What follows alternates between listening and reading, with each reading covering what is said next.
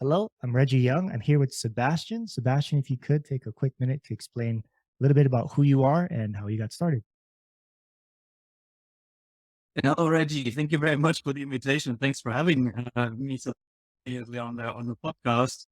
Um, Sebastian Herz. I'm the co-founder of Signify Global Product Sourcing, and well, besides that, we're Amazon sellers ourselves as well. We started in 2014, bringing out our first brand, mainly selling in Germany, and having a second brand online since 2020, I believe. Besides Amazon, we're also selling into the big box retail, into TV shopping throughout Germany and Europe.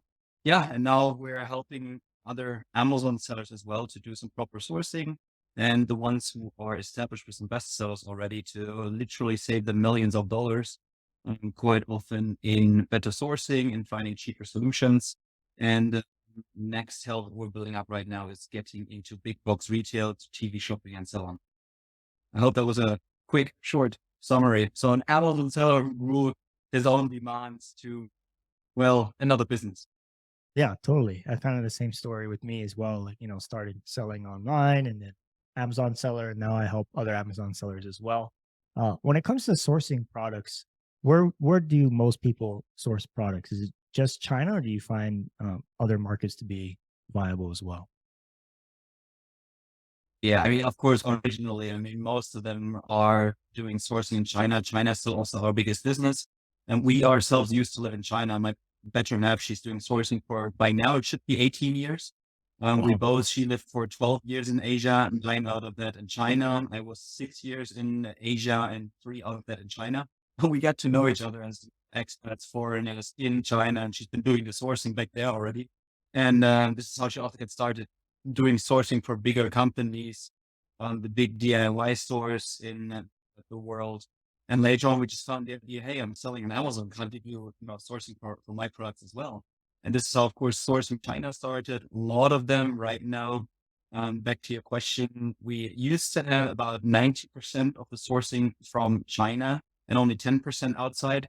But during the last 2 years, where everything happened, with the higher shipping costs, the longer times, COVID, the lockdowns, all the delays and so on, we see still massive growth in our with China sourcing because we ourselves grew quite fast and a lot. But the sourcing outside of China grew much, much faster. So we then said last year, and actually this year now, we're coming to the end of 2022, we had about, I would say roughly about 50% inside China and 50% outside China. For US sellers, quite often, of course, Mexico sourcing is a lot that we do there. We do a lot of sourcing inside the US, but due to Trump's tariffs, the import anti-dumping taxes, we see a lot of demand also, of course, in other Asian countries, but China. But for our European sellers, we do a lot of sourcing in Europe, in Eastern Europe, in Southeastern Europe, where it's still, of course, a lot cheaper than Germany, a lot cheaper than the US. And still we have, made in Europe or made in EU quality, or at least claim slogans. Wow. I did not know it was 50-50 now, with what you're seeing. That's pretty amazing. And having sourcing experience in China for many years, that to me is very, very impressive.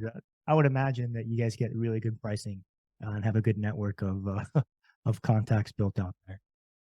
That's our target, of course, just like it's mainly for the first ones and the ones who start sourcing products, it's only about finding a supplier, but for many established sellers and, well, some of the aggregators, of course, as well, we go in, we're trying to find the same product for equal or better quality and push the prices down. So as one example there, we have also a German guy. He's selling in the US. He's not even selling on Amazon. I mean, he's just doing it through his own web shop. But it's beauty accessories. And we found him a supplier that doesn't produce in China. So he saved, I think there the number was about 27% import taxes. Wow. And at the same time, we found a supplier that makes it $1 cheaper. On the first year when we started working together, he sold 300,000 units a year. Jeez. The next year, 500,000 units of the same product. So that means $500,000 just by finding a cheaper producer within, actually, there was like a record time. It was 3 hours. It will never happen again within 3 hours. but it was so fast, and we saved them $500,000 bottom line every year from now on. So that's fantastic. Yeah, It definitely. makes, if you have a product that sell very well already, it definitely makes sense to look into them and say, come on, let's try to optimize the cost, because you, Reggie, for sure have heard this as well. The real money is made in purchasing, not in sales, or let's say not only in sales. Yeah, I think I remember I probably have the statistic wrong, but it's something like for every dollar saved in sourcing, you get like $4 back in sales or something crazy like that, where it's like a pretty insane multiple. But yeah, the lower your Yeah, on landed, your own multiple. Yeah. yeah, you really just increase your profit margin pretty significantly. So I was curious, like Yeah. sourcing outside of China, what would you say? I know you talked about sourcing the US, some suppliers in Eastern Europe and Mexico. What would you say is the most like fluid built out country? Because my experience sourcing in China, everything is the communication super quick. They understand Incoterms. They're familiar with Yeah. shipping. They have really good payment rails. But as soon as I started trying to source in other places, I've even tried other countries, India, Morocco, um, a few things here in Mexico. I found the experience to be completely different and less fluid. Do you have any advice for Yes. self or other sellers who are looking to expand sourcing outside of China? You said the same thing, the right thing already. I mean, they're quick, they're fluid, they are really acting like they want to sell. China understands that you do need to give great service when you want to sell, because they answer every day, they answer Sundays, they answer Chinese New Year. The quality of the answer is a different question, but they show they're there, they want to help you. With the other countries, it is quite common, even by Asian countries, you need to call them up more often. You don't have like an Alibaba that works as well for the whole world, but just need to stick with them, to bring patience, and you need to contact them 4 times, 5 times, 6 times, maybe sometimes 7 times, until they understand your request for a proposal is really solid. You really want to have a proposal. Um, and the question, which is the best, it all depends on the product.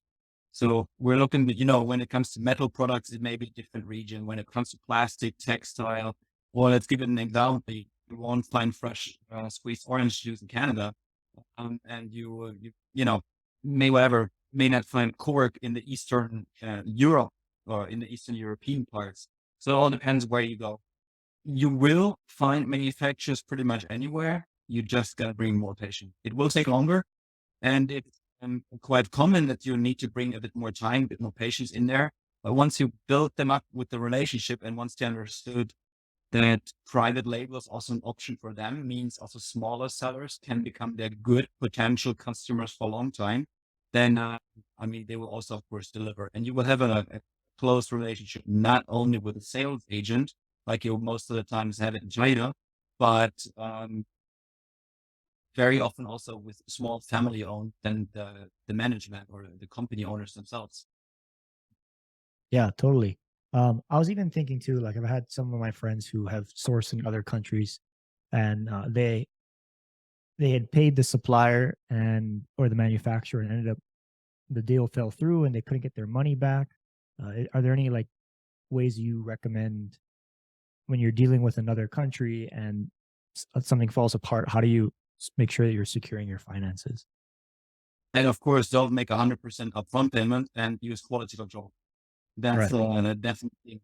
And quality control, I hear the question more and more saying, hey, where can you do it? Well, we can. We are located all over the world. We grew now from 1 person to 47, and we have, actually, it's all ladies. I'm the only guy in the company. Mhm. Um, Long story short, it's not like, of course, for a guy to have great, everything, all women around you. No, no, women, we know, just they're more detailed. They can work under women and so on. And they can, of course, also do um, the quality control. And they also go Right. down into nitty gritty to find out what are the small details. So whenever you're working with us or somebody else, make sure you have a local quality control. Make a pre or an advanced payment of, let's say, whatever you can negotiate, 20%, 30%, 50%, usually for the first timers, of course.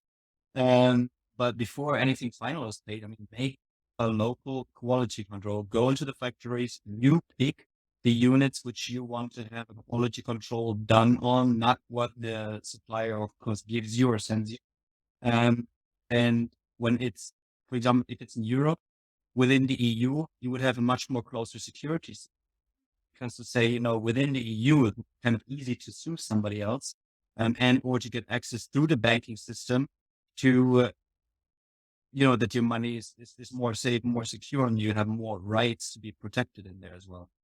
Right. This, but on the other hand, you can also always use escrow systems in it. Yeah. Yeah. I think I was using Veeam and PayPal as like my escrow systems to make sure that even sometimes when I would take payments off of Alibaba, I would use payment rails like that and a credit card. Never really had any issues because I always made sure that I was getting third party inspections. But even then, I've always Yeah. heard things like, third party inspectors can get paid off, and it's a whole thing because when you're dealing with like a $5,000 to $10,000 order, it's not hard for someone on the ground to slip the Yeah. inspector a couple $100s. So even Yeah. sometimes, like on a brand new product, I'll get two different inspectors, like two different companies on the same product, or just using uh, a trusted company for third party inspections. Correct. I mean, make sure you get, AQL, for example, inspections, make sure everything is documented in there. And, if you're working together with a company, make sure they've sourced a few products before. Because for us, of course, it would be horrible to say if we're, by now we've sourced more than 3,000 products. And if we wouldn't deliver a good quality there, anybody else out there saying it's like, hey, your quality control isn't good and the documentation isn't good, you'll look into this and you'll say, hey, this will of course stick around and other people will find out about this. Make sure you have somebody who, for example, can also show, example reports. We do the quality control, of course, for my own or for our own products as well. And I think for some of them, of course, I'll be happy. Maybe I'll blacken out something and we'll send over some examples of what a quality control report should look like. And again, payment, not for you check through the quality control papers and then see, hey, is it good? Is it not? Do we need to make any changes? And if changes need to be done, well, the suppliers need to do it. The small hint, what many people also seem to forget is whenever you have your contract, whether it's a pro forma invoice, or it's the invoice that you receive from your producer, write everything in there, write in the payment terms, write in, the things. If there's a quality control, this and that should happen. Yes. The supplier has to do this and that if whatever else, if small issues happen. I have to apologize right now. I noticed we have a little bit of a delay in the network. We just moved places over Christmas. It's And I okay. think this is maybe one of the reasons why the internet here, I need to get the Wi-Fi router, I guess, closer to the office. Sorry, if there's a bit of a delay in here. All good. Audio's good. That's good. Okay, yeah. So you're talking about those types of quality control pieces, and that's something that I learned too as well early on, is to have that template. So my template says something along the lines of making sure that there's a due date, making sure that the template says that the inspections can happen at any point. Said if it fails inspection, that the manufacturer is liable for paying for the second or follow-on inspection. Random things like that have come to definitely help me. I feel like make sure I'm getting the best quality control. The one big frustration I have had in the past with other suppliers is, you could if you have bad quality control, Amazon does not care. I feel like their AQL, their quality standards are probably higher than the traditional textbook, like academia AQL standards, because it's just Amazon and they're just constantly making sure that you have the highest quality. And there's been many times where it could be like I'm on the fifth or sixth shipment from the manufacturer. Everything's good to go. It gets into Amazon, and then there's a few hundred units that are just bad, that maybe got missed or something, right? And the next thing you know, the negative reviews start flying in. Your account could get kind of suppressed, and then you reach back out to the manufacturer, and the manufacturer says, "Oh, how many units?" You say 100, and they'll say, "Okay, well, we'll give you 100 units for free on the next order." And I'm like, "Well, that's cool, but 100 units at such a low price doesn't change it doesn't make up for the impact to my Amazon listing and my overall revenue and reach for my brand. So I think big lessons learned for me is make sure you're working with the highest quality manufacturer that you can, get those inspections done. But also, like, I really try to hold them accountable. So I don't let anything slide because I realize that the moment I let something slide in terms of due dates or anything like that, I feel like over time it really starts to hurt the relationship, but specifically the product quality. Yes. Yeah, for sure. And that is why I definitely also suggest, sometimes you had I'll give you an example. One of my products is like a wallet, a wooden wallet. And for whatever reason, the supplier then later on decided to make it a different shape. And all of a sudden, I noticed, I got all the wallet. Didn't do a quality control myself back there because of the last work well, a bit it out. And sometimes there's some scratches on the wood, didn't just get them out if they put them in the right packaging, took them out and said, okay, put in the cards, and I was like, "Whoa, what's happening?" I mean, they made the measurement of the wooden cutouts a little bit too small, so a single banking card would fit in there. For the simple reason they made it like 2 millimeters too short. And what's 2 millimeters? Like a tenth of an inch, and so no cards could fit. So all Oh, of the wallets were complete crap, and I was super happy to say that I checked this before because imagine, I mean, those thousands of wallets they go inside to Amazon and then all of a sudden they would, just negative reviews flying because you could put a single card into the wallet. It would fit.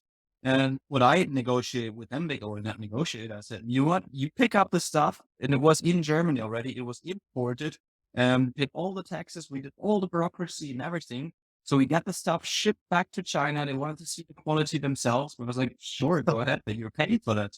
yeah, yeah, Here's videos. I'm making measurements and all of this. Now we have a fireplace, and it's fantastic. Just dump it in. You have some cheap wood, and well, actually not so cheap because the wallets were more expensive. But they had to redo everything completely. And then it's just be persistent whenever you have some issues with your suppliers. Be strong, be persistent. Say, look, I mean, the product does max. It's perfect. You can't card inside, and you know exactly it's a wallet mm, or whatever you say, breaking apart. It's not a holding. And whether in China or anywhere else in the world, they're trying to say, oh yeah, but you can't use it that hard and then it breaks, of course. No, not. If you pull it out in and out of your pocket, in and out of your pocket, you do this 100 times. And if it breaks or it rubs off, then I'm sorry, it's failing purpose of the product. It's not like right, it's a wallet that you put in your glass cabinet just to look at it. No, you right. use it in everyday life. And if it doesn't fit in everyday life in the 100 times usage, go to your supplier and tell them, dude, that's wrong. The customer cannot use it. That's not what we ordered. Right. And I see that, on Amazon, when I sold my Amazon business, my product had 16,000 reviews Oh, wow. on the Parrot ASIN. And it's one Uh-huh. thing I really internalized is Amazon and or the customer will eventually find the smallest thing wrong with your product Yes. and it will be highlighted no matter what over time. Like there's no way to get And a you can small write problem. a review. Yeah, it's just gonna happen, and for some reason, I don't know what it is with Amazon. I'm sure other sellers experience this. Is like for some reason, it's always your negative review that gets highlighted more than the other 5-star reviews that has more helpful upvotes and Of all those course. different things.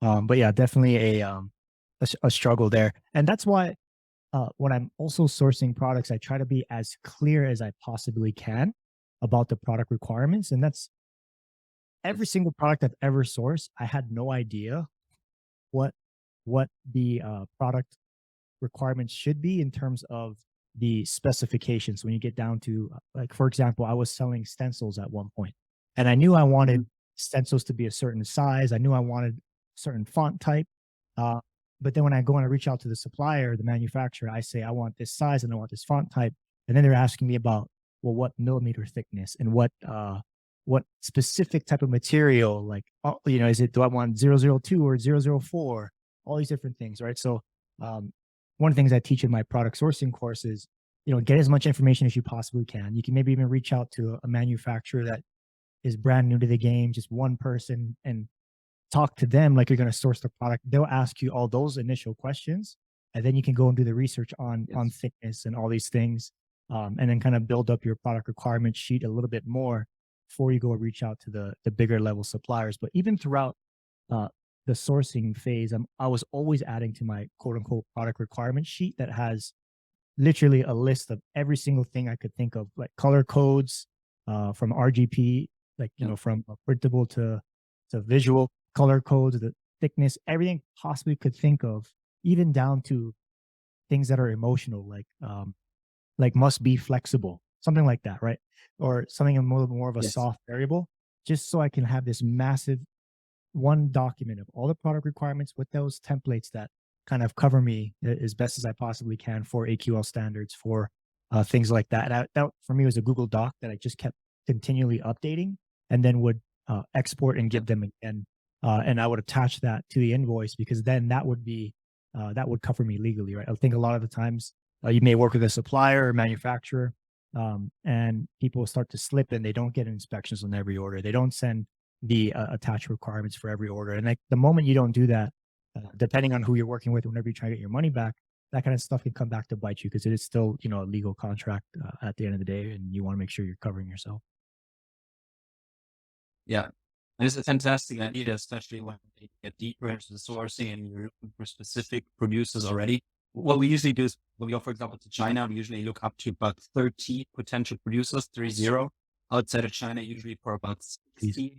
Has specific reasons, because not all of them reply and not all of them do the products that they say, which is written on their webpage. Plus, at the same time, we want to get as many useful proposals as possible in order to have a wide range of um, negotiation power, because the more proposals you have, the better you can, of course, negotiate. At the same time, if you make such a solid list of all the points, this is not necessarily the very best thing you can do to a potential producer. For the simple reason is, if you see a list like this, you will say, oh my God, you know what? I mean, you're starting with so few units and then you want all those requirements. Nah, I don't want to deal with that. But Right. when you get out for the research, for the source, very first contact, make, like 2, 3, 4 of the uh, main requirements that you definitely want to add. And later on, when we say, okay, but I want to make sure that this, and this also happens. And I think one of the greatest ideas, or one of the greatest ways also to find out the usage, is if you're in a lucky position that you have a competitor, means there is another product on the market, buy it, and then Mhm. test the heck out of it in everyday use. Put it in, if it's a wallet, put it in your pocket and see, put the cards in. Use it in everyday life. Go to the gas station, pay there. Is it easy to get the cards out? Put it in your pocket, sit down, try to bend your pockets, doesn't break.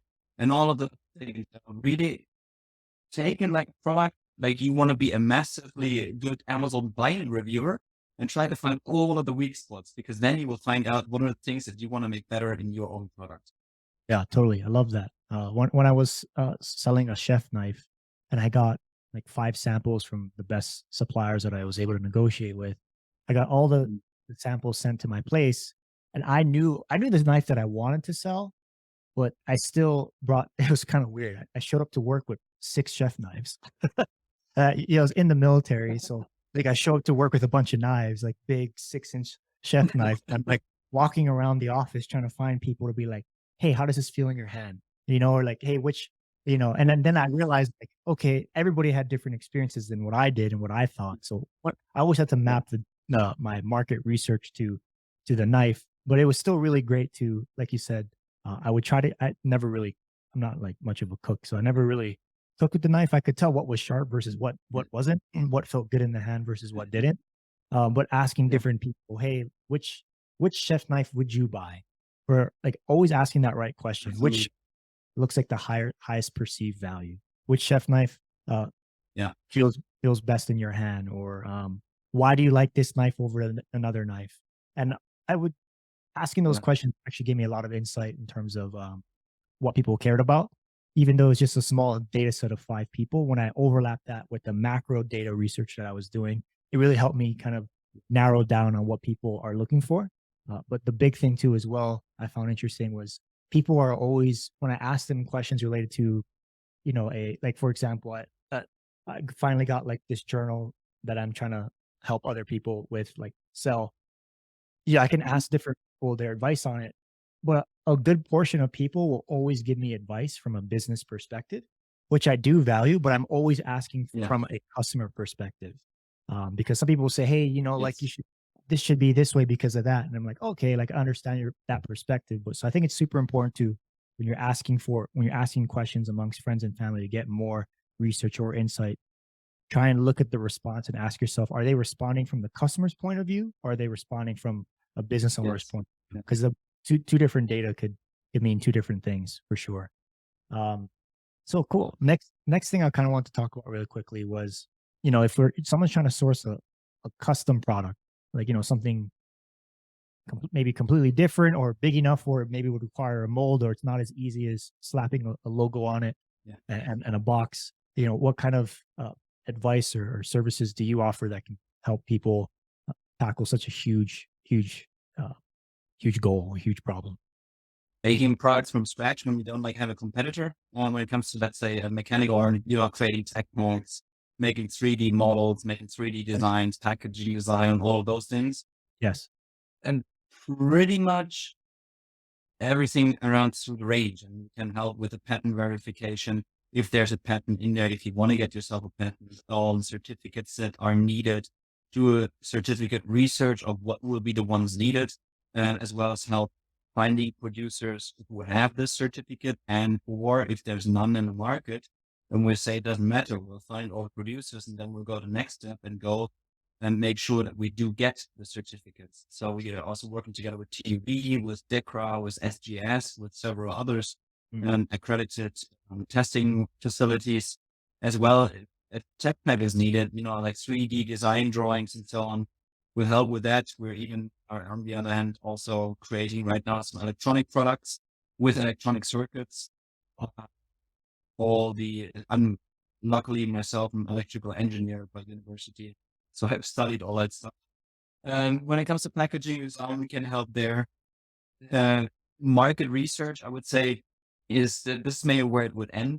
We wouldn't really go out and now, build up a list of, let's say, 100 or 500 people to ask for the feedback from the market. But anything that comes in from the product, from making the design, making the drawings and so on, we can help. And all the parts where we cannot help, I think, long enough in the market now. I have a partner who I can suggest any other people who can help with ABC else, whether it's later pictures, taking professional images.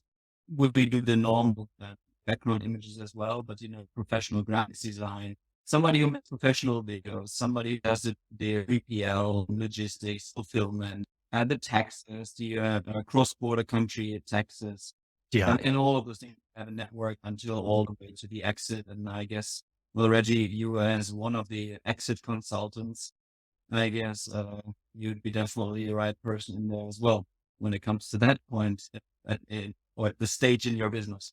Right. Yeah. And, that makes me think, just because you talked about exit advisors, like whenever you're going to sell your business, definitely run back through your supply chain at least a few months before, if not longer, and try and hire a service like Zignify. There's other services you can use, but use a trusted service and try and go through your entire supply chain, find second or third um, like backup suppliers, because I know my buyer really loved that. When they were trying to do their due diligence on my supply chain, I said, hey, I also have a supplier in the US. Here's how much they quote.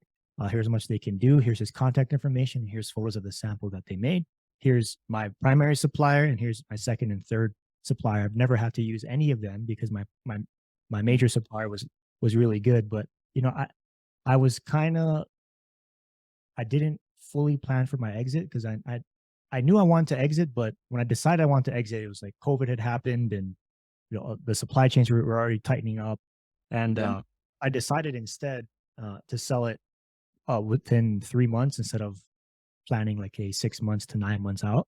But if I did, I would have Yeah. tried to really dive into my supply chain, because as just a third party seller, there isn't much you can do other than responding to people on Alibaba and paying for a third party inspection. But when you have people on the ground that know how to source and been doing it for an extremely long period of time, they can look at those really fine details of like how thick or thin it is, the material, and this and that, and all these different things, like all those like inputs that go into sourcing something and then drive that cost down and or if not do that, but you can like line item out the cost of each one and identify where to cut costs without cutting quality. And if you can bring your total cost down, that of course increases your margin.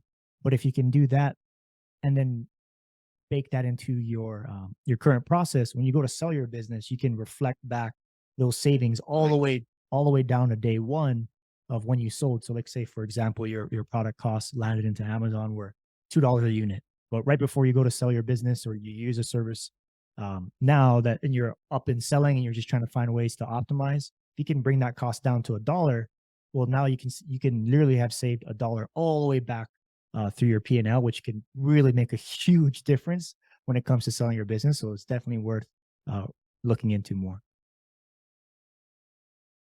This is a fantastic point because we see this more and more and more often. And we actually do this for both sides. For the Amazon seller, when he wants to exit his business, sell it off to an aggregator, it makes so much sense to say, all right, let's hop into all the products and let's say, the top 5 or the top 10 of my best sellers. I will increase the margin by reducing the purchasing cost, which will, of course, give you a lot higher margin. It gives you a higher margin percentage. And you show this to the potential buyer. First of all, they'll be much more interested because the products are much more profitable all of a sudden. And at the same time, this may as well increase the multiple of your exit because more and more of the aggregators will be interested in having such a high margin product. And at the same time, the other way we do this around of course, we're working with several of the aggregators together, and they're coming to us like, hey, we're looking into this and that product. I mean, of course, NDAs or this and that brand, NDAs are not a problem for us, but then we are also quite often before an exit looking into the products and in respect of from the view of the buyer, they want to see once we buy it, and of course, we're not going to tell the seller, but once we're buying the seller, will we be able to even get lower prices in purchasing? So they're first of all, of course, interested in buying this brand. And then at the same time, if they know in the back end themselves that they will be able to make a lot higher margin afterwards still, this makes it, of course, more interesting to them as well to have the back end research done already. All right, we're going to buy him.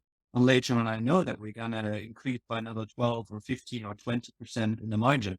That's very interesting for both sides. Yeah, definitely. Definitely. Yeah, it could definitely make a huge impact. And as you were speaking, I took a quick look at your services page just to see if there's any other quick topics we could discuss. And I saw that you did, of course, it looks like you do the full stack, basically, all the way from unique product customization to negotiation. I even saw legal advice, which I thought was really cool. Because I've noticed that when you start to make a good amount of money online and you have a manufacturer or supplier in another country and on top of that, maybe you're considering Yeah. selling, your legal things really start to you really start to care about them a hell of a lot more than before. And right now I'm helping a business exit, and they are a Hong Kong based business, but the buyer is based in the United States. So they're, when people talk contracts, they really want to know like, hey, am I covered? Do I have this, what some people call a triple N agreement? Is that sufficient? Yeah. Could you speak to maybe a triple N and what that is, and if that provides any kind of coverage for sellers? Yeah. I mean, we don't have legal or lawyers. Well, we do have a lawyer in the company as well. But when it comes to those deep specific topics, we would work with one of the partners together. You can say we can cover this either through us ourselves, or when it comes to like really looking into the legal contracts, we would work together with a legal partner. Yeah. But anything that is right now, for example, looking into deeper topics, another one besides the quality control, which is very, very important, especially when you're sourcing in another country or can't go there yourselves.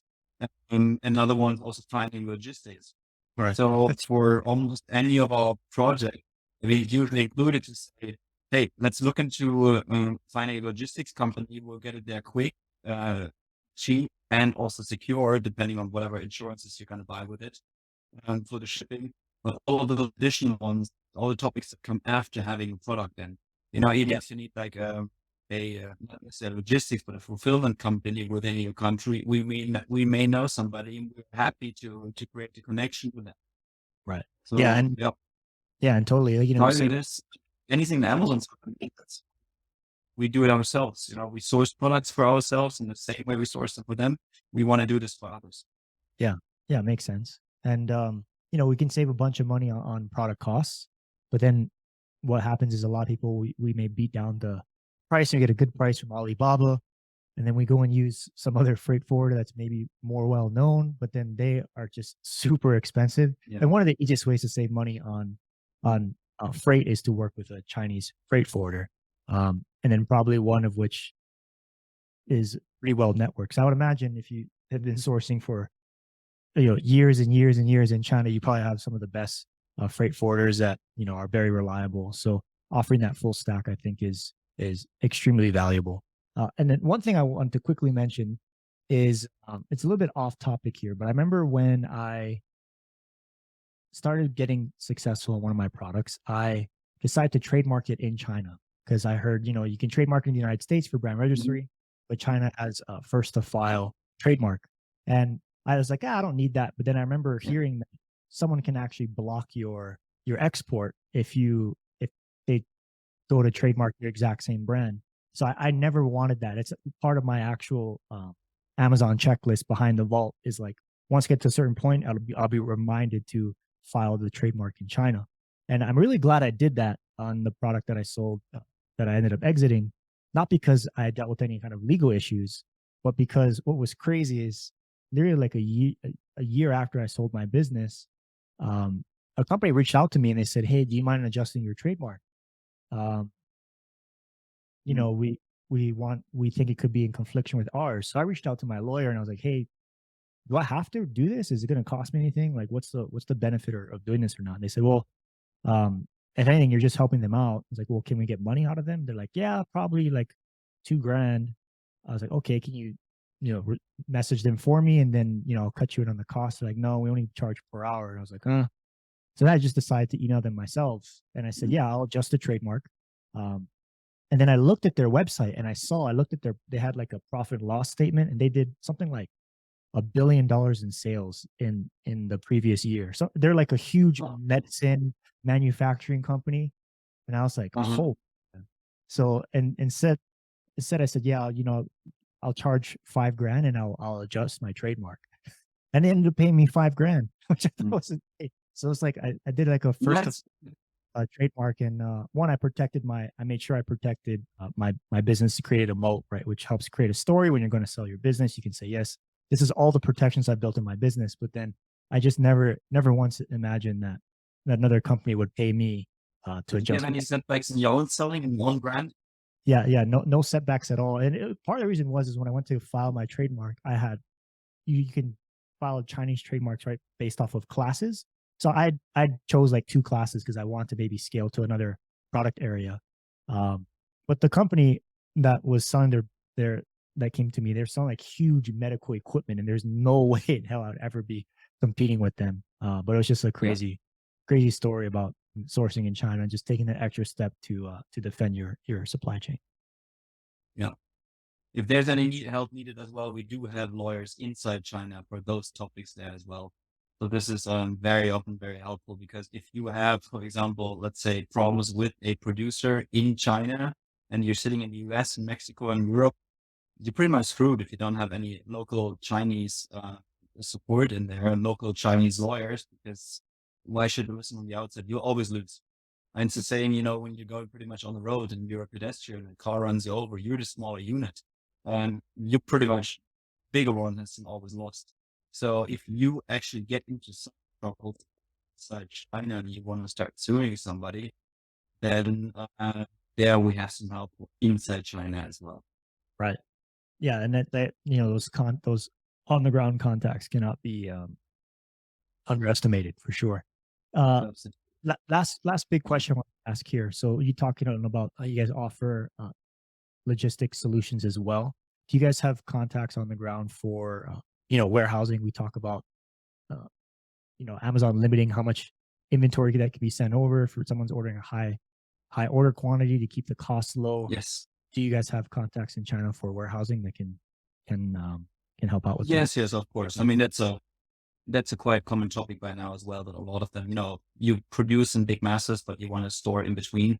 We can either find additional new ones there. We have networks in there already as well to say that, or I mean, there are some established ones as well where they quite commonly say, hey, we produce, let's say, 50,000 units, but for now I only need 5,000. Let's leave the ones over there. We store the rest of the 45,000 inside China, and then batch by batch by batch, do quicker and smaller shipments. For once they're cheaper. You don't have the big stock in the US, either in your own warehouses or so, because they are much more expensive. Storing in China, of course, same thing, is cheaper. We have another problem. Yes. Excellent, excellent. Yeah, that I mean, yeah, yeah. If anyone ever looked at big companies in the States like Deliver or any kind of 3PL, you get charged to receive it, you get charged per month. There's a minimum normal, like Yeah. there's normal turnover rate you have to meet, and it's on average, I think around like at least $1,000 a month, if not $500 to $1,000 a month for you to start using a service like that at scale, and if for it to be worth it. So if you can source it in China and then either have your supplier, you negotiate, an extra couple of weeks to hold it there, or very cheap fulfillment and storage Yeah. with really fast, trusted freight forwarders. I mean, you're talking about really creating a competitive advantage over other people who are not doing that and who aren't taking that extra level of safety. And when you have that, then you can order more upfront. It just makes it so much easier and makes your supply chain just much more flexible. So with that, Sebastian, I want to thank you for Or coming. increase your sales work. Yeah, totally. Sorry, there was a delay again. No, all good, all good. Yeah. But with that, Sebastian, I want to thank you for coming on the show. If anyone is interested in working with you across any of the things we talked about, sourcing, supply chain, logistics, or just had questions in general about how they can source in China or any other country, how can they get in touch with you? Thanks a lot. I mean, first of all, of course, for having me. It was interesting discussion. And you just go, let me see, can I move it up there? Signify. It's signify.net. Or you find me on the other hand as well. Sebastian on LinkedIn, Sebastian Herz. They call me the connector because I know so many other partners there as well. You find me on Facebook. You find me on LinkedIn, signify.net. Book schedule a call. Yeah, I think that's the easiest. And Excellent. wire things through your network, Reggie, as well. Sweet. Yeah. And I'll link to Sebastian's information down below in the description.